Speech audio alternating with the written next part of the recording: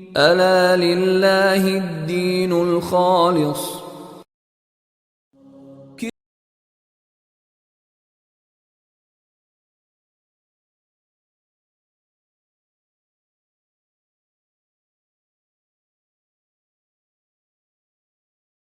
نحمدہ ونصلی علی رسولہ الکریم، اما بعد، فاعوذ باللہ من الشیطان الرجیم، بسم اللہ الرحمن الرحیم۔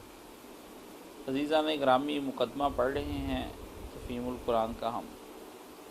پچھلی دفعہ جو ہم نے یہ پچھلے 2 دنوں میں یا 3 دنوں میں جو موضوع ڈسکس کیا وہ یہ تھا کہ طریقہ تبلیغ کیا ہو، اور مولانا نے اس پر جس طریقے سے روشنی ڈالی ہے وہ بہت پڑھا لکھا طریقہ ہے، ہائیلی ایجوکیٹڈ جسے کہہ سکتے ہیں، اور اس میں سوچنے والے آدمی کے لیے بہت سی چیزیں ہیں، مطلب کم نہیں ہیں، بہت زیادہ۔ اور اس میں مولانا نے دراصل ہمیں یہ بتانے کی کوشش کی کہ یہ طریقہ جو ہے کس طرح سے ہمیں اپنانا چاہیے، اس میں کون کون سے اجزاء ہوں، کون کون سے عوامل ہوں، کون کون سے عناصر ہوں، یہ بات بیان کی۔ پھر اس کے بعد بتایا کہ ایک ہوتا ہے وقتی اور قومی نظام، ایک ہوتا ہے بین الاقوامی اور دائمی نظام۔ 2 چیزیں پچھلی دفعہ جو کل ہم نے ڈسکس کی وہ یہ تھی، اور بتایا کہ وقتی نظام میں کیا چیزیں ہوتی ہیں اور قومی نظام میں کیا چیزیں ہوتی ہیں ایک، اور پھر بتایا کہ بین الاقوامی انٹرنیشنل جو نظام ہوتا ہے اس میں، اور دائمی یعنی ابدی طور پر جو نظام ہوتا ہے ہمیشہ کے لیے جو آتا ہے، جس کے اصول عالمگیر ہوتے ہیں، یونیورسل ہوتے ہیں، وہ کس قسم کا ہوتا ہے، اس میں کیا خصوصیات ہونی چاہیے اور اس میں کیا مطلب چیزیں پائی جاتی ہیں۔ یہ دونوں چیزیں جو ہیں یہ مولانا نے کمپیریزن اس کا کیا اور بڑا جامع طریقے سے کیا۔ اور جو کوئی بھی شخصیت جس نے فلسفے سے تھوڑا سا تعلق ہے جس کا، یا جن لوگوں کو کانسٹیٹیوشن پڑھنے کا شوق ہے، یا قانون یا آئین کی کتابیں پڑھتے ہیں، یا جو لوگ دلچسپی رکھتے ہیں کہ دنیا کے نظام کو کس طرح سے تبدیل کیا جائے، وہ سب کا سب اس پہ اگر پڑھے گا اور غور و فکر کرے گا تو اس کو اپنے سارے سوالوں کے جواب مل جائیں گے، اور وہ یہ بات ماننے پر مجبور ہو جائے گا کہ اسلام ایک بین الاقوامی اور دائمی نظام ہے۔ اسلام ایک وقتی یا پھر قومی نظام نہیں ہے کہ وقتی طور پر آیا اور جھاگ کی طرح اٹھا اور بڑا شور و گل دیکھا اور اس کے بعد پھر یہ بیٹھ گیا، اور اس کے اندر وہ چیز ہی نہ رہی کہ زمانے کا ساتھ دیتا یا وقت کے ساتھ ساتھ چلتا، بلکہ اس کو اپ ڈیٹ کرنا پڑتا۔ ایسا کچھ نہیں تھا، ٹھیک ہے۔ اور یہ بھی نہیں کہ کسی قوم کے لیے تھا، یعنی عربوں کے لیے تھا، عربوں کے رہن سہن کے طرز پر اترا تھا کہ وہ بتاتا تھا کہ عربوں کو یہ کپڑے ہونے چاہیے، عربوں کو یہ کھانا چاہیے، عربوں کو یہ پینا چاہیے، ایسا کچھ نہیں تھا۔ اس کا تعلق انسانوں کے اذہان سے بحث کرنا تھا کہ کل دنیا کے لوگ جس طریقے سے سوچتے ہیں وہ طریقہ دراصل کیا ہونا چاہیے، اور جس طریقے سے وہ سوچ رہے ہیں اس کے اندر کیا خامی ہے، اور کیا اسلام اپنے اندر خوبی پیدا کر کے ان کو کس طرف ان کی توجہ کو مبذول کرانا چاہتا ہے۔ آج مولانا جس بات پہ ہم بحث کریں گے وہ یہ ہے کہ قرآن کس معنی میں ہدایت ہے، بڑا اہم موضوع ہے۔ میں نے آپ سے پہلے گزارش کی تھی کہ سید مودودی رحمۃ اللہ علیہ نے اس مقدمے کے اندر لوگوں کے سوالوں کے جواب دیے، اور جتنا کوئی ذہین سے ذہین، فہیم سے فہیم اور پڑھا لکھا ہو آدمی، اس کے لیے ہر سامان اس مقدمے کے اندر انہوں نے کر دیا۔ انہوں نے بات تو عام آدمی کی ہے کہ عام آدمی کے لیے میں لکھ رہا ہوں، لیکن اشارہ دراصل سارا کا سارا جو ہے وہ خاص لوگوں کے لیے، اور اس میں بڑے بڑے پڑھے لکھے ہم دیکھتے ہیں۔ مولانا مرحوم کی یہ جو تفہیم ہے اس کو ایک گروہی نے جب پڑھا تو وہ دنگ رہ گیا کہ ہم اتنا بڑا وہ قانون دان تھا، اسے اپنے قانون پہ بڑا ناز تھا، اس نے پھر مولانا پہ ایک بڑا جامع مضمون لکھا، وہ پڑھنے کے قابل ہے۔ مولانا کا ایک تذکرہ ملتا ہے 3 جلدوں میں، بڑے بڑے صفحوں میں، 3 جلدوں میں تذکرہ مودودی، اس نے پھر اس میں بڑا جامع مضمون لکھا، بڑا شاندار تذکرہ سید مودودی کا۔ اگر کوئی ذہین آدمی اس کو پڑھ جائے، تقریباً 2-3 ہزار صفحے ہیں، یہاں پڑھا ہے ہمارے پاس، میں نے بڑا اس کا جی بھر کے مطالعہ کرتا رہتا ہوں، دیکھتا رہتا ہوں، تو اس کے اندر ہر ایک نے اپنی رائے دی۔ یہ حنیف رامے صاحب ہیں، ان کو بڑا ناز تھا کہ میں یہ بڑا پڑھا لکھا ہوں۔ یہ جب رشیا گئے تو پھر وہاں پر ایک آدمی نے ان کو ایک قلم دیا اور کہا کہ یہ مولانا مودودی کو دینا، ان سے کہنا تمہاری زیارت تو نہیں میں کر سکا، لیکن یہ ایک نہ چیز کا تحفہ قبول کر لو. تو اس وقت مجھے حیرت ہوئی کہ وہ رشیا میں بیٹھا جو آدمی جو ان کی زبان سے واقف نہیں ہے، تو وہ آدمی جو اتنا ان کے بارے میں رطب اللسان ہے، ہم قریب رہتے ہوئے تو اس کو جیل ہو گئی. تو جیل میں جب اس نے تفہیم پڑھی تو دنگ رہ گیا. جیسے کہ یار ہم بھولے ہی رہے ساری زندگی. تو تفہیم کے بغیر گزارا نہیں، کیونکہ یہ بہت پڑھے لکھے لوگوں کو اپیل کرتا ہے. اس لیے میں نے خواہ تفہیم بھی شروع کرا دی. اور بھی بڑی تفاسیر تھی، میں آپ کو شروع کرا سکتا تھا وہ بھی، لیکن مجھے پتا تھا کہ جدید طبقے کو یا جدید ذہنوں کو جو چیز متاثر کرے گی وہ صرف یہ تفہیم ہے، مولانا کا قلم ہے، مولانا کی بیان کی زبان ہے، مولانا کا انداز تحریر ہے، اسلوب نگارش ہے، اور یہ سب چیزیں مولانا نے اس میں بیان کی ہیں. تو آج مولانا جواب دیتے ہیں کہ قرآن کس معنی میں ہدایت ہے. قرآن کے متعلق یہ بات بھی ایک عام ناظر کے کان میں پڑی ہوئی ہوتی ہے، یعنی لوگوں سے سنا ہوتا ہے اس نے، یا وہ ادھر ادھر سے اس کے دماغ میں کوئی اتنا غور نہیں ہوتا، لیکن اعتراض کرنے کی خاطر نہ اعتراض کرتے پھر اس کے ذہن میں بھی آ جاتا کہ یہ ایک مفصل ہدایت نامہ اور کتاب عین ہے. مگر جب وہ اسے پڑھتا ہے تو اس میں معاشرت اور تمدن اور سیاست اور معیشت وغیرہ کے تفصیلی احکام و ضوابط اس کو نہیں ملتے. پہلے وہ بات سن تو لیتا، جیسے میں کہتا ہوں آپ میں جذباتی معاشرے کی کل میں نے بات کی کہ ہم کہتے تو ہیں کہ قرآن ایک مکمل کتاب ہے، ایک آئین ہے، ایک ضابطہ حیات ہے، ایک لائحہ عمل ہے، بڑے لفظ استعمال کرتے ہیں. بلکہ مجھے یاد ہے یہ لفظ میں نے جنرل مشرف کی زبان سے بھی سنے. اس نے کہا I know very well this is the complete code of life. یہ ایک مکمل ضابطہ حیات میں بڑا بہتر جانتا ہوں. یہ میں نے خود اس کی لائف تقریر سنی. اس بیچارے کو پتہ نہیں ہے، اس نے بس سنا ہے کہ یہ بھی ایک موقف دنیا میں پایا جاتا ہے. تو پھر اس نے کہا کہ مجھے پتہ ہے اس کے بارے میں. جواب دینے کی کوشش بھی کی اپنے دور حکومت میں تقریر سن رہا تھا اس کی. میں نے کہا دیکھو اس کو بھی علم ہے، اتنا تیز آدمی ہے، اس کو پتہ ہے یہ کیا مجھ سے آگے سے کہے گا. تو یہ بات جذباتی معاشرے کے لوگ ہم سب کہہ تو دیتے ہیں، لیکن اگر کوئی کافر آپ سے یہ کہہ دے ذرا قرآن شریف نکال کر لائیں اور ہمیں ثابت کریں کہ یہ آئین کی کتاب ہے، یہ ایک مکمل ضابطہ حیات ہے، ایک پورے کا پورا لائحہ عمل اس کے اندر زندگی کا مرتب کر کے بیان کیا گیا ہے، اس کے اندر ہر چیز ہی اللہ نے بیان کر دی، تو آپ میں ثابت نہیں کر سکیں گے. کیونکہ یہ کوئی سوکس کی کتاب تو ہے نہیں. اکنامکس کے مضامین اس کے اندر آپ کو نظر نہیں آئیں گے، وہ گراف بنے ہوئے نظر نہیں آپ کو اس کے اندر آئیں گے. آپ اسٹیٹکس کے ذریعے سے اس کو ثابت نہیں کر سکتے. آپ کے پاس میتھمیٹیشنز کی کوئی ایسی چیزیں نہیں اس کے اندر سے آپ نکال کر ثابت کر سکیں یہ ہے. تو پھر آپ دنگ رہ جائیں گے کہ جب یہ کتاب سماجیات پر، عمرانیات پر اور بشریات پر، اینتھروپولوجی پر اس پر بات نہیں کرتی ہے، تو پھر اس کے اندر کچھ تو پھر ہم ثابت کیسے کریں گے؟ آپ کو جہاں بھی نظر اللہ سے ڈر جاؤ، اللہ سے ڈر جاؤ، مطلب ایک بادشاہ سلامت سے ڈرایا ہی جا رہا ہے، بس ڈر جاؤ ڈر جاؤ. کسی غریبوں کو روٹی کھلانے سے مسئلہ حل ہوتا ہے. ہم ثابت نہیں کر سکتے. کیوں؟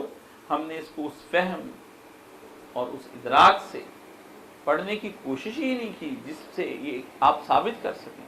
ہر مسلمان کی زبان پر یہی ہے. اور مزے کی بات میں بتاؤں، عامر خاکوانی صاحب ہمارے ایک دنیا نیوز کے جو پیپر ہے، نیوز پیپر، اس کے اندر وہ لکھتے ہیں، مجھے میرے وہ پسندیدہ لوگوں میں ہیں کہ وہ پازیٹیو سوچتے ہیں، بڑا دماغ ہے ان کا اور بڑا اچھا لکھتے ہیں اور بڑا پازیٹیو سوچتے ہیں. میں بڑے شوق سے ان کے کالم دیکھوں، میں رابطہ بھی ہے ان کے ساتھ. آج ان کا کالم پڑھنے کو ملا، اسی سے متعلق بات یاد آ گئی. اللہ تعالیٰ مجھے نا پتہ نہیں وہ چیزیں دل میں وہ میرے سامنے لے آتا ہے کہ جو پھر مجھے شام کو بیان کرنی پڑ جاتی. انہوں نے کہا میں بڑا ایک لڑکا میرے پاس فیصل آباد سے آیا لاہور ملنے کے لیے، گھنٹوں بیٹھا رہا. میں نے اسے کہا یہ کتابیں لے لو، پڑھو، علم حاصل کرو. یہ میں کہتے بڑا اس میں اپنے آپ کو ہمیں خان سمجھتا تھا، مجھے میرے جیسا نالج، قرآن شریف پہ دھواں دار تقریریں. کہتا اس نوجوان نے مجھے ایک سوال پوچھا تو میں سٹ پٹا گیا. صحافی ہوتے ہوئے مجھے خود کوئی بات نہیں آئی اس وقت، سوائے اس کے کہ میں آ کر سچ ہی بولتا. اس نے کہا سر آپ نے مجھے سارا کچھ بتا دیا، اچھا یہ ذرا مجھے یہ بھی لکھوا دیں کہ قرآن کا کون سا ترجمہ سب سے اچھا ہے، کون سا ترجمہ سب سے اچھا ہے. کہتے ایک اس نے ادھر سے جملہ کہا ادھر جا کے میرے ذہن کے اندر تیر لگا، میں ایک دم ہل گیا، میرے دماغ نے پلٹا کھایا، میرے اندر سے آواز آئی، سب جہان کی کتابیں پڑھ گئے، قرآن شریف آج تک ترجمے سے پڑھا ہی نہیں، سب پڑھ گئے۔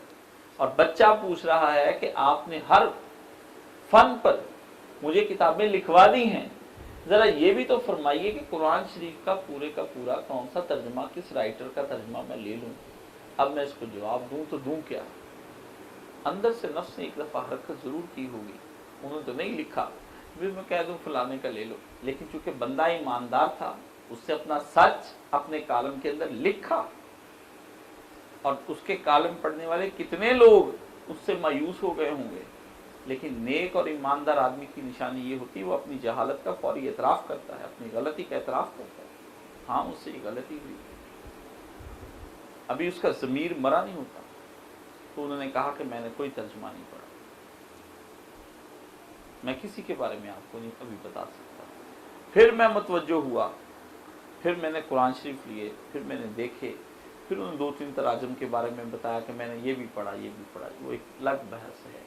لیکن ذرا سوچئے کہ ایک آدمی جس کی عمر 50 برس ہو گئی، اور وہ جب 42-45 برس کا تھا اس سے کسی نے پوچھ لیا، اور اس نے دنیا بھر کے انسائکلوپیڈیاز پڑھ لیے ہیں، مغربی علوم پڑھ لیے، اور اس نے کتنے ایم اے کر لیے، سارا کچھ دیکھ لیا، جاب بھی کر لی، اور اسلام کے موضوع پہ دھواں دار تقریریں بھی کی ہوں گی، اسلام کے حق میں لکھا بھی ہوگا، گستاخ نبی کو بتلا دو، ہے غیرت مسلم زندہ ہے، تو مسلمانوں کی غیرت زندہ ہے اور قرآن شریف مسلمانوں نے نہیں پڑھا، کیسے ثابت کر سکیں گے ہم؟ یہی رونا ہے ہمارا، ہماری نسلوں کا رونا ہے، میرا بھی رونا ہے، آپ کا بھی رونا ہے۔ سچ ہمارے اندر یہی ہے کہ ساری زندگی اس کتاب سے محبت کی، لیکن اس کے چہرے کو جو کہ ہم کھول کر دیکھ سکتے تھے دیکھ نہ سکے، اپنے محبوب چہرے کو۔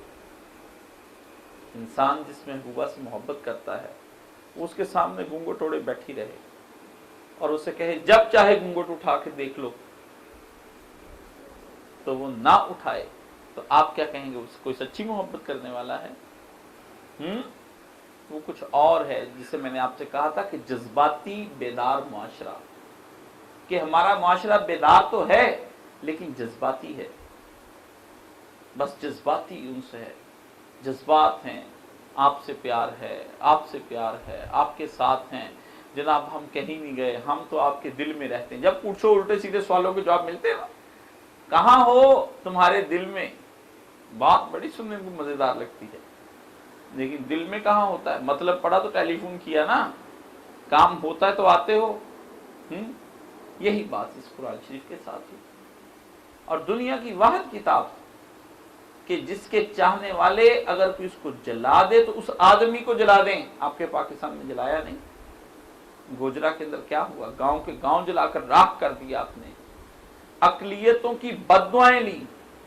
رسول اللہ صلی اللہ علیہ وسلم نے فرمایا، اللہ فرماتے ہیں کہ جب اقلیتوں کو میرے نام پہ گارنٹی دے دو اپنے ملک میں رہنے، پھر ان کے ساتھ زیادتی کی تو روز قیامت ان کی طرف سے وکیل بن کر تم سے بات کروں گا۔ اقلیتوں کے گاؤں جلا دیے ہم نے، کس بنا پر؟ جی ہمارا قرآن شریف کا ایک صفحہ جلا ہے۔ اور اس طرح کے بے شمار کیسز ہیں۔ اور ٹیری جونز جو پریسٹ تھا امریکہ کا، اس نے کہا کہ فیس بک پر میں قرآن کو جلاؤں گا، تو میرے ایسے جوشیلے دوست تھے، انہوں نے فیس بک کے اکاؤنٹ بند کر دیے کہ ہم فیس بک نہیں، اور میرے علم میں کہ بیچاروں نے آج تک قرآن شریف کھول کر نہیں دیکھا۔ کس قسم کی کتاب ہے؟ ہم کس قسم کے جذباتی مسلمان ہیں؟ کیسے ثابت کریں کہ یہ کتاب ہدایت ہے؟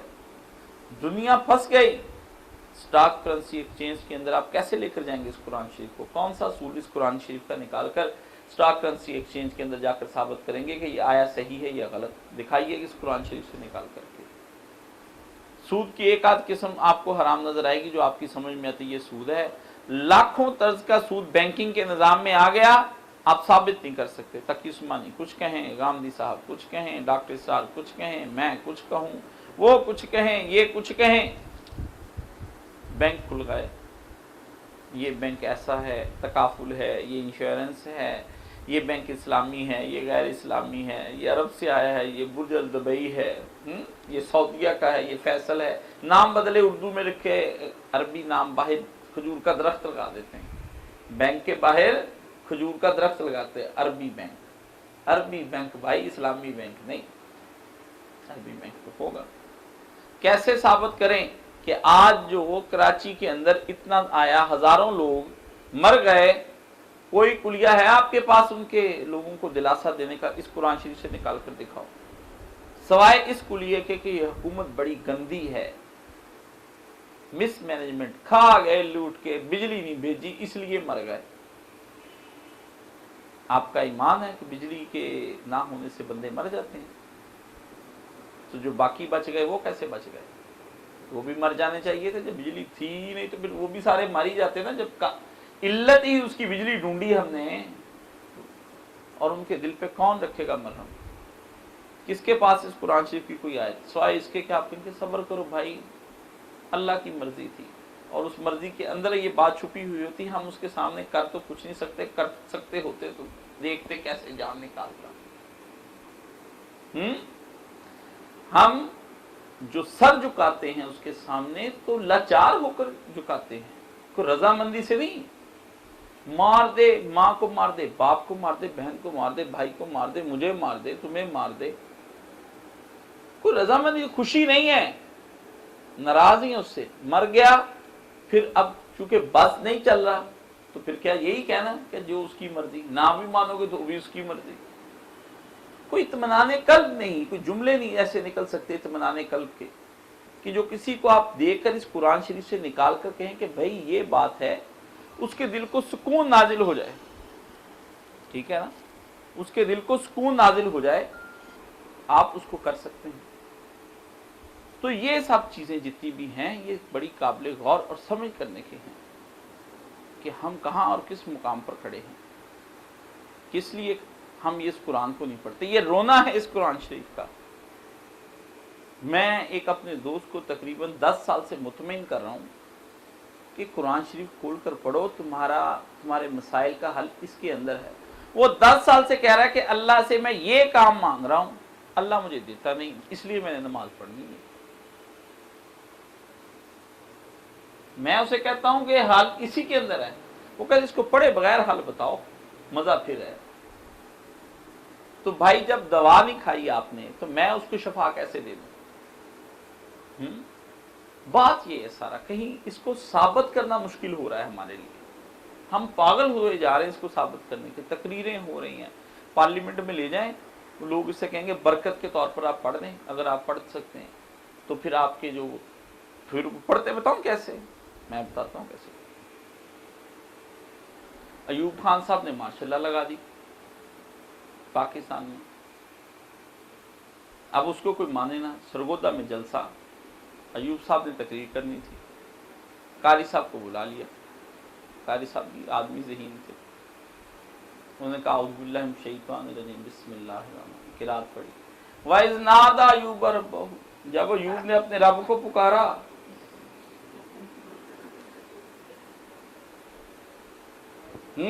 रब्बी अन्नी मस्सनी ज़ुर्र या अरहमुर राहिमीन, हाय रब मैं तो जो हूं तंग आ गया हूं दुनिया से, मुसीबतों से, तू ही रहम करने वाला। अयूब के दिल को सहारा हुआ कि आइन तो मुझे किसी तरीके से सहारा नहीं देता था, मौलवी का कुरान शरीफ पढ़ा हुआ सहारा दे गया। गालिबन सुनते हैं कि उस जमाने में 100-100 के नोट होते थे, 500 का नहीं होता था। तो उसने वो निकाल करके जेब से 5 नोट हजरत की नजर कर दी। 500 बड़ी बात थी उस जमाने में। 58 के अंदर कोनूर मिल में 60 रुपए पे मजदूरी होती थी महीने की, 1.25 रुपए दिन का मिलता था। फिर तो यही है, पार्लियामेंट में ले जाएंगे और अल्लाह कहता है मेरे अहकामात को मानो, और अदालत आलिया के बाद लिखा होगा कि लोगों के दरमियान फैसले करो इंसाफ के साथ, अंदर बेइंसाफी हो रही होगी। बड़ा सारा लिखा होगा, थाने के बाहर आप देखेंगे उसके ऊपर भी लिखा होगा कि जो है लोगों के साथ तुम जो जब बात करो तो पूरी पूरी और सच्ची और लिखो और इस तरह से करो उस तरह करो। वक़ूलु लिन्नासी हुस्ना, ये बड़ी बातें लिखी होती कोटेशंस कुरान शरीफ की आयत की, अंदर कुछ नहीं। बैंक के निज़ाम के बारे में भी कि तजारत में अल्लाह ने बड़ा फ़ायदा रखा है, अंदर कुछ नहीं। कैसे मुतमईन करें? ये सच पूछें और मुझसे सच पूछें। ये सिवा बरकत के और कोई किताब हमारे जहन में है ही नहीं कि इससे या रिज़्क बढ़ जाता है, या जिन भाग जाते हैं, या काला इल्म जो है वो सफ़ेद बन के लौट जाता है उसकी तरफ, या मुर्दे की अगर जान नहीं निकलती तो यासीन शरीफ उसके सरहाने पढ़ो तो जान निकल जाती है। इसके अलावा कोई तसव्वुर नहीं हमारे अंदर।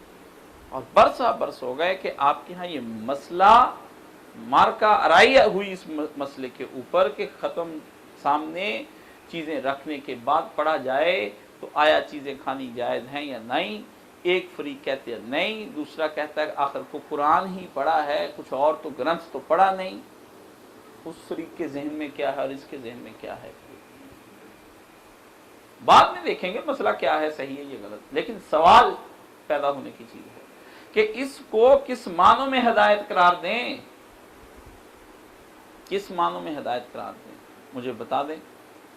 कैसे साबित करें मेरा नौजवान तबका क्यों ना गुमराह हो? क्यों? मैं जिस नस्ल से ताल्लुक रखता हूं, मेरी उन नस्लों ने इस कुरान का हक नहीं अदा किया।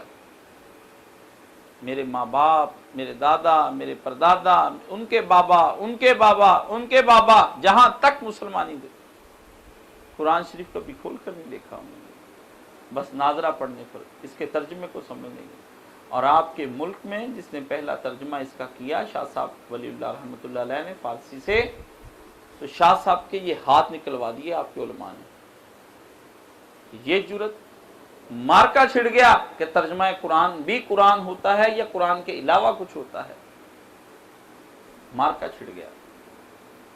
ये अगर कुरान है जो तर्जुमा कुरान है, तो क्या उसको अगर नमाज में पढ़ लें तो नमाज जायज़ हो जाती है या नहीं? भाई आपने शायद पहली दफ़ा सुना हो ये मसला, बेदार करने के लिए सुना रहा हूँ, वरना इससे भी अगले मसले हैं जो मेरे पास हैं, सुनाऊँ तो दंग रह जाएं तुम्हारी अकलें। शाह साहब को ये कीमत चुकानी पड़ी, हज़रत शाह वलीउल्लाह रहमतुल्लाह अलैह को। वक़्त का मुफस्सर, वक़्त का मुज्तहिद, अपने वक़्त का मुहद्दिस, अपने वक़्त का फ़कीह, पढ़ा लिखा इंसान, जिसने हमारी इस सदी के बर सगीर के अंदर इस्लाम को दोबारा से तजदीद अहयाए दीन की थी जिसने, और उसकी नस्लें बालाकोट के मैदान में अपने ही मुसलमानों के हाथों जब इस कुरान को नाफिज करने के लिए वो उठे तो वहां कत्ल कर दी गई, सिखों के हाथों से मरवाई गई कि ये हमसे ज़कात लेने के लिए यहाँ आते हैं, ये आपके पेशावर के पठानों में। जाओ बालाकोट में उनकी कब्रें गवाही देती हैं। रास्ता ऐसा था कि सिवा उस इलाके के जो ये आदमी नहीं जानता था जहां शाह साहब लोगों ने पनाह ले रखी, और मुसलमान गाजर मूली की तरह रोए जमीन पर इस तरह कटे उस वक्त, कोई यूं लगता था जैसे साहबा की जमात काटी जा रही। इसलिए आप कैसे कह सकते हैं कि इस कुरान शरीफ के साथ क्या करें? ये जुल्म जो हमने सदियों से इसके साथ रवा रखा है, ये जुल्म हम पता नहीं और कितनी देर करेंगे, और पता नहीं कितनी देर। आप कुछ कर लें, आप कहें हम उनके ठिकानों तक पहुंच गए, आप कह लें इनको निकालो, फलानों को ले आओ, आप कहें ये इस निज़ाम को यूं से यूं कर दो, आपके तजिया नगार बैठे हैं, बिजनेस न्यूज़ पे बैठे हैं, फिर पूछो कुरान शरीफ जी अल्हम्दुलिल्लाह पढ़ा है, तो पढ़ा है भाई, तो उसकी रोशनी में कोई बात कर दो। आज एक्सप्रेस न्यूज़ निकाल कर देखना क्या लिखा है उस पर, कवाली भी तबलीग का एक मौसर जरिया है। आ गया कुरान शरीफ के मुकाबले में कवाली। नुसरत फतेह अली खां की तस्वीर बनी थी और लिखा था कवाली तबलीग का मौसर जरिया है। कट गया दिल। अगर ये इतना मौसर जरिया था मोहम्मद रसूलुल्लाह सल्लल्लाहु अलैहि वसल्लम, मैं अपने पैगंबर के नाम के साथ ऐसी बात करना भी मुनासिब नहीं समझता। चेख निस्बत खाक रा बालमी पाक, इस खाक को उस आसमान से क्या निस्बत? क्या कर रहे हैं लोग? मुझे कहते हैं ला करके काशिफ साहब तुम एक गोरख धंधा हो तो समझे। हम पूछते हैं इसमें चले छोड़ें, हमें आती नहीं, आप समझाएं। जवाब में कहते फिर आपको बात ये भी समझे कुछ नहीं, पढ़ पुढ़ के भी यही रहे।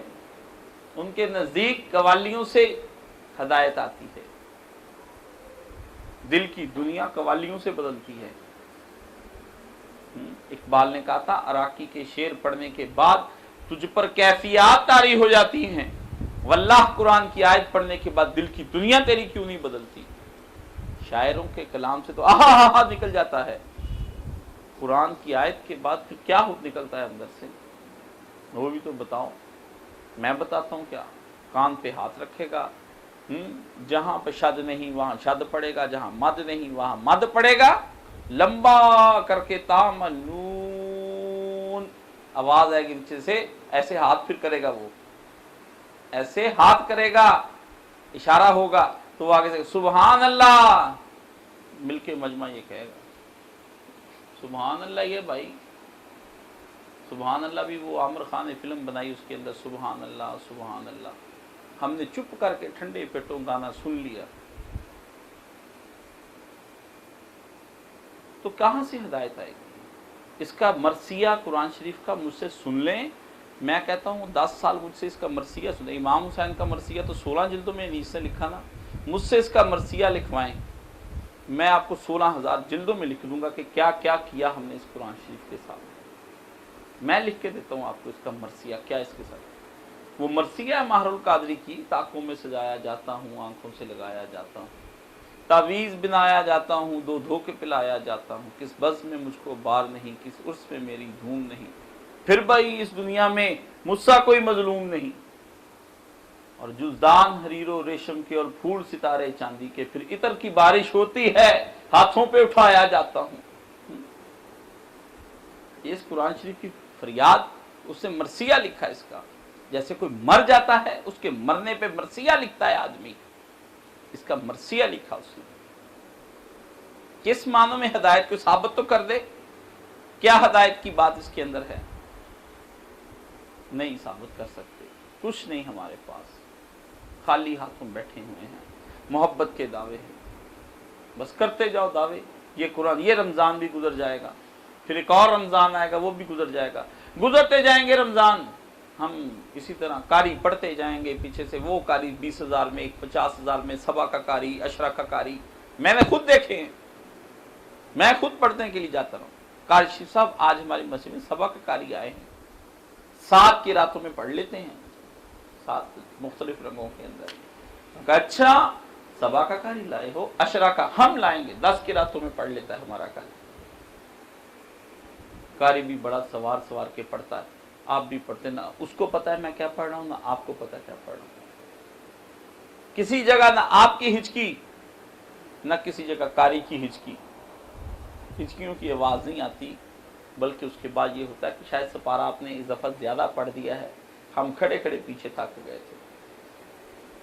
ये आवाज जरूर आती, ये हमने सुनी हुई आवाजें, हमारी मानूस आवाजें हैं। इसलिए कहां से इस कुरान को साबित करें। ये अब सोचें कि मैं अब किस अहम सवाल का जवाब आपको पढ़ाने जा रहा हूं। बल्कि वो देखता है कि नमाज और ज़कात जैसे फ़राइज़ के मुतल्लिक भी जिन पर कुरान बार बार इस कदर ज़ोर देता है, उसने कोई ऐसा ज़ाबिता तजवीज़ नहीं किया जिसमें तमाम ज़रूरी अहकाम की तफसील दर्ज हो। ये चीज़ भी आदमी के जहन में खलजान पैदा कर देती है कि आखिर ये किस माना में हदायतनामा है। इस मामले में सारी उलझन सिर्फ इसलिए पैदा होती है कि आदमी की निगाह से हकीकत का एक पहलू बिल्कुल ओझल रह जाता है, यानी ये कि खुदा ने सिर्फ किताब ही नाजिल नहीं की थी बल्कि एक पैगंबर भी मबऊस फरमाया था। अगर असल स्कीम ये हो कि बस एक नक्शा तमीर लोगों को दे दिया जाए और लोग उसके मुताबिक खुद इमारत बना लें, तो इस सूरत में बिलाशुबा तामीर के एक एक जुज की तफसील हमको मिलनी चाहिए। लेकिन जब तमीरी हदायत के साथ एक इंजीनियर भी सरकारी तौर पर मुकर्रर कर दिया जाए और इन हदायत के मुताबिक एक इमारत बनाकर खड़ी कर दे और फिर इंजीनियर उसकी बनाई हुई इमारत को नज़रअंदाज करके सिर्फ नक्शे ही में तमाम जुजियात की तफसील तलाश करना और फिर उसे ना पाकर नक्शे की नातमामी का शिकवा करना गलत है। قرآن جزیات کی کتاب نہیں ہے بلکہ اصول اور کلیات کی کتاب ہے۔ اس کا اصل کام یہ ہے کہ نظام اسلامی کی فکری اور اخلاقی بنیادوں کو پوری وضاحت کے ساتھ نہ صرف پیش کرے بلکہ عقلی استدلال اور جذباتی اپیل اور دنیا کے ذریعے سے دونوں کے ذریعے سے خوب مستحکم کر دے۔ اب رہی اسلامی زندگی کی عملی صورت، تو اس معاملے وہ انسان کی رہنمائی اس طریقے سے نہیں کرتا کہ زندگی کے ایک ایک پہلو کے متعلق تفصیلی ضابطے اور قوانین بتائے، بلکہ وہ ہر شعبہ زندگی کے حدود اربع کو بتا دیتا ہے اور نمایاں طور پر چند گوشوں میں سنگ نشان کھڑے کر دیتا ہے جو اس بات کا تعین کر دیتے ہیں کہ اللہ تعالیٰ کی مرضی کے مطابق ان شعبوں کی تشکیل و تعمیر کی ان خطوط پر ہونی چاہیے۔ ان ہدایات کے مطابق عملاً اسلامی زندگی کی صورت گری کرنا نبی کریم صلی اللہ علیہ وآلہ وسلم کا کام تھا۔ انہیں مامور ہی اس لیے کیا گیا تھا کہ دنیا کو اس انفرادی سیرت و کردار اور اس معاشرے اور ریاست کا نمونہ دکھا دیں جو قرآن کے دیے ہوئے اصولوں کی عملی تعبیر اور تفسیر ہو۔ اس طرح نہیں مولانا نے کہا قرآن کیا ہے؟ اصول، اور حدیث کیا ہے؟ جز۔ قرآن کلیات کی کتاب، حدیث جزیات کی کتاب۔ نبی کریم صلی اللہ علیہ وسلم کو یہی نہیں لوگوں سے کہا کہ یہ آپ ایک نقشہ لیں اور عمارت بنا کے رکھ دیں، نہیں، اللہ نے ایک سرکاری انجینئر جیسے بھیج دیا جاتا ہے کہ وہ آپ کو پورا نقشہ بنا کر دکھائے اور اس نقشے کو اٹھا کر دکھائے، ایک ایک اینٹ کے بارے میں سمجھائے کہ یہ اینٹ کس واسطے لگائی گئی ہے، پھر اس اینٹ کو آپ کو بتائے کہ اس کی ساخت کیسی ہونی چاہیے، اس کے اندر کون سے میں نے ایسے مادے رکھے ہیں جن کو ملانے کے بعد یہ اینٹ تیار ہوئی ہے،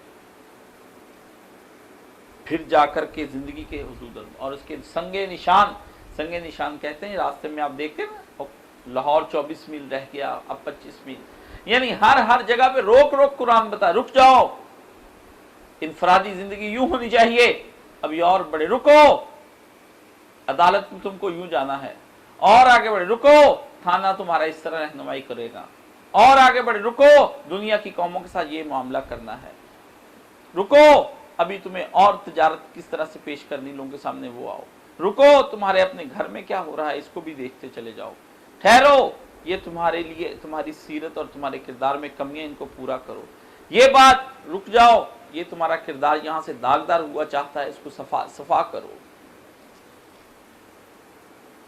حضور پر نور رسول مقبول صلی اللہ علیہ وسلم نے دو کام کیے ہیں، ایک آپ نے اپنی ذات کو پیش کیا لوگوں کے سامنے کہ بندہ چاہیے تو اللہ کو ایسا چاہیے،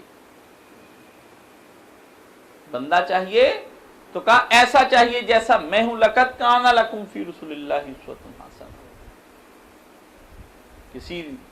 کسی صحابی کی زندگی کو نہیں کہا، تابعی کی زندگی کو نہیں کہا، امہات المومنین کی زندگی کو نہیں کہا، لقد کان لکم فی رسول اللہ اسوۃ حسنہ، محمد رسول اللہ کا کلمہ پڑھا، اسی کی زندگی نمونہ ہے تمہارے لیے۔ اس لیے کسی اور پر فلاں کرتے تھے، فلاں نے یہ کیوں کیا، فلاں نے کیوں کیا، جا کر اس سے پوچھو اس سے کیوں کیا، مجھ سے تو میں دلیل دوں گا صرف محمد رسول اللہ صلی اللہ علیہ وسلم کی کہ محمد رسول اللہ صلی اللہ علیہ وسلم نے یہ کیوں کیا، مجھ سے پوچھو، میں سوال کا جواب دیتا ہوں تمہیں، کیونکہ میرا نبی ایک کھلی کتاب ہے، وہ اپنے عمل کے بارے میں خود بتا کر گئے ہیں، ان کے عمل کی تصدیق قرآن شریف کرتا ہے، ان کے کردار کی حفاظت وحی الہی کرتی ہے، وہ خواہش نفس سے بات نہیں کرتے ہیں، وہ کچھ کرتے ہیں وہ خداوند عالم کی نگاہ میں ہے، سب کی چھوٹی باتیں چھوڑ دی جائیں گی، پیغمبر کی گرفت آ جاتی ہے، کیسے ممکن ہے؟ میں کہ یہ اگر بناتا ہوں تو یہ اس طرح سے ہے کہ تمہیں انفراد میں آنا ہے تو میری طرز کا انسان بننا ہے، کسی اور کی طرز کا نہیں، اور اگر معاشرہ بنانا ہے اجتماعی طور پر تو سوائے مدینے کے معاشرے کے اور کوئی معاشرہ بن نہیں سکتا، اس کی ریاست کے علاوہ کوئی اور ریاست ہو نہیں سکتی۔ بات تو دو حرفوں پہ ختم کر دی قرآن شریف میں کہ آؤ، اگر کسی آدمی کو اپنی معیشت چلانی ہے تو مدینہ کی معیشت کو دیکھ کر چلائے گا، ایڈمنسٹریشن کو چلانی مدینہ کے ایڈمنسٹریشن کو چلائے گا، مدینہ کی آبادی کو رسول اللہ صلی اللہ علیہ وسلم نے ایک مخصوص حد تک رکھا ہے. پتہ ہے اس میں کیا راز ہے؟ یہ شہر آپ کے بڑے ہوتے جا رہے ہیں، بڑے ہوتے جا رہے ہیں. اقبال نے جب یہ بات ڈکٹیٹر مسولینی سے کی، مسولینی سے ملاقات ہوئی اقبال مرحوم رحمۃ اللہ علیہ کی، تو بڑا بتایا اقبال نے کہ یہ بڑا سا حال اس میں آخر میں بیٹھا، اس عقاب کی سی چمک اس کی آنکھوں کے اندر، تیزی. اقبال کہتے ہیں میں ملا، اس نے کہا کچھ عجیب بتاؤ. تو کہا میں بتاتا ہوں تم کو عجیب. ہماری اسلامی ریاست کے اصولوں میں یہ بھی اصول ہے کہ کسی بھی علاقے کی آبادی مخصوصات سے زیادہ بڑھنے نہ پائے. یعنی اگر 50,000 ہے تو 50,000 رہے. اگر 51 ہوتی تو 1,000 کو نیا شہر لے جا کر بسا دو، وہاں اس نئے شہر میں چلے جائیں. شہر بڑھتے جائیں گے، ایڈمنسٹریشن مشکل ہوتی جائے گی، جرائم بڑھتے جائیں گے. اس کا احتساب کرنا آسان رہے گا. کراچی جیسے شہر کے اندر جو کچھ اب کر رہی ہے حکومت، پریشان ہے نا، بڑھتی چلی جا رہی، بڑھتی 2 کروڑ لوگ رہ رہے ہیں. کیسے کریں گے اس کو مینج؟ ایک وزیر اعلیٰ لگا دیا اور ایک گورنر، کون کرے گا اس کو؟ ایک گلی کے مسائل نہیں حل ہوتے تو آپ کہاں پر اس کے پورے 5 اضلاع جو فیصل آباد سے بھی بڑے ہیں، ان کی ایک شہر کے مسلمانوں کے شہر. ایڈمنسٹریشن ہے اسلام کی، اسلام کے اپنے عدالتی قوانین ہیں. وہاں لمبے نہیں تاریخیں نہیں ڈالتا اسلام. کل کو آ جانا ہے، آج 25 تاریخ کو آگے ایک سٹینو بٹھایا ہوا، وہ بھی پیسے لے رہا ہے، روپکار بھی، سب پیسے لے رہے ہیں عدالتوں کے اندر. محمد رسول اللہ صلی اللہ علیہ وسلم کی عدالت میں آیا فیصلہ، عورت لے کر آئی، حضور الگ ہونا چاہتی، شوہر کے ساتھ نہیں رہنا چاہتی، اور جملہ ایسا کہا اس نے پیغمبر کے سامنے، پیغمبر تاگ کے، آپ نے اس کی بات سنتے ہی اندازہ لگا لیا. عورت جو ہے وہ بغاوت پر تلی بیٹھی ہے. پیارے پیغمبر صلی اللہ علیہ وسلم نے شوہر کو بلایا، کہا الگ، بھاگ جاؤ، کوئی ضرورت نہیں ہے. یہ نہیں آتے جاؤ جاتے جاؤ، آتے جاؤ جاتے جاؤ، آتے جاؤ، پھر یہ فارم جمع کراؤ، پھر یہ کراؤ، پھر یہ کراؤ، پھر یہ کراؤ، 80 فارم جمع کراؤ، 2 وکیل کرو، 10 الگ کر کے. محمد رسول اللہ صلی اللہ علیہ وسلم کی عدالت میں پانی کا معاملہ آ جاتا ہے.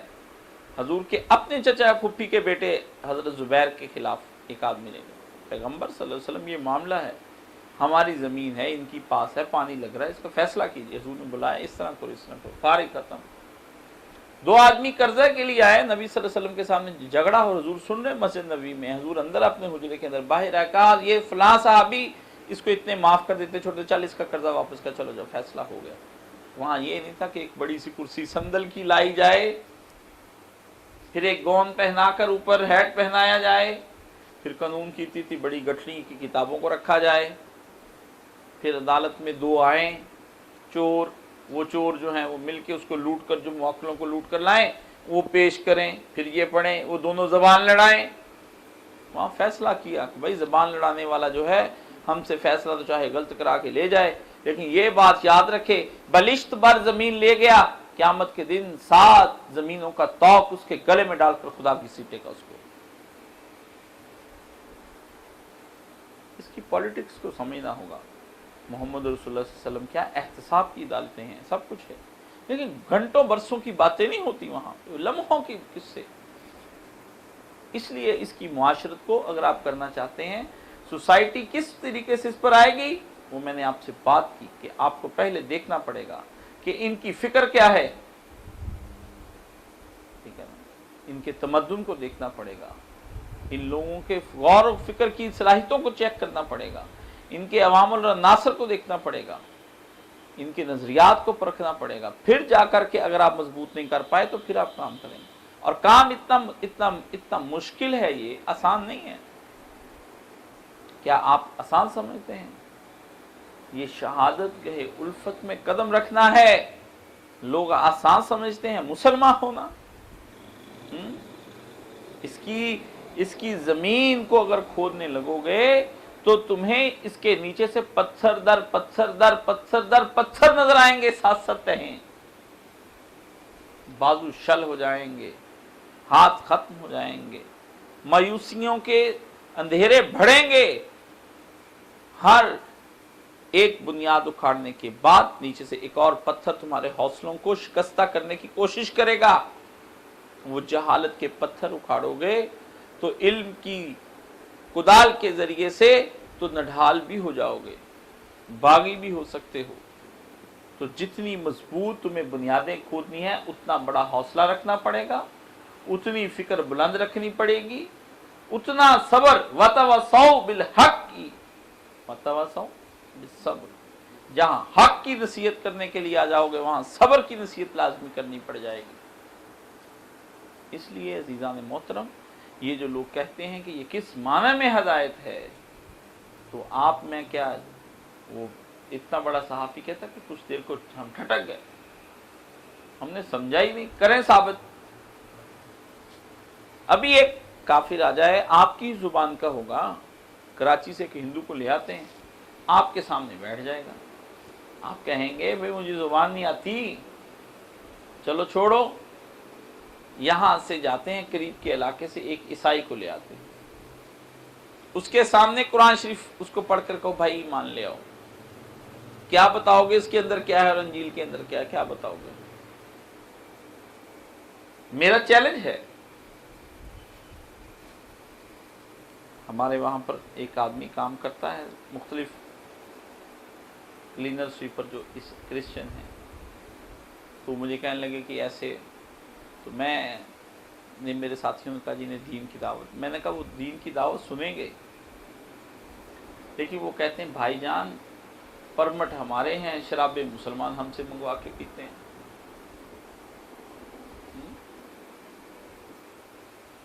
عورتیں ہماری ہیں، منگواتے صاحب لوگ ہیں اپنی رات کو خوشکن کرنے کے لیے. تو میں نے کہا میں کیسے جاؤں اس کے پاس. وہ دیکھتے ہیں صاحب 12 ربیع الاول کو چندہ دیتے ہیں اور عید میلاد النبی بھی مناتے ہیں، صاحب شب برات بھی مناتے ہیں، 27ویں کی رات میرے تنہ سر پہ ٹوپی بھی رکھ کے مسجد کو بھی جاتے ہیں، نیچے جماعت بھی کبھی کبھی کروا دیتے ہیں مسجد میں جا کر کے ادارے کی. ان کو سب پتہ ہے صاحب بڑے اللہ والے ہیں، لیکن صاحب کو موقع بے موقع شراب میں ہی لا کر دیتا ہوں. کس طرح ہدایت آ جائے گی؟ کرو اس کو ہدایت کا سامان، دو اس کو ہدایت. بتاؤ کہ تمہاری اس قرآن میں اور انجیل میں کیا فرق ہے، کیوں انجیل غلط ہے اور یہ صحیح ہے، انجیل کا کون سا عقیدہ غلط ہے، بتاؤ نا.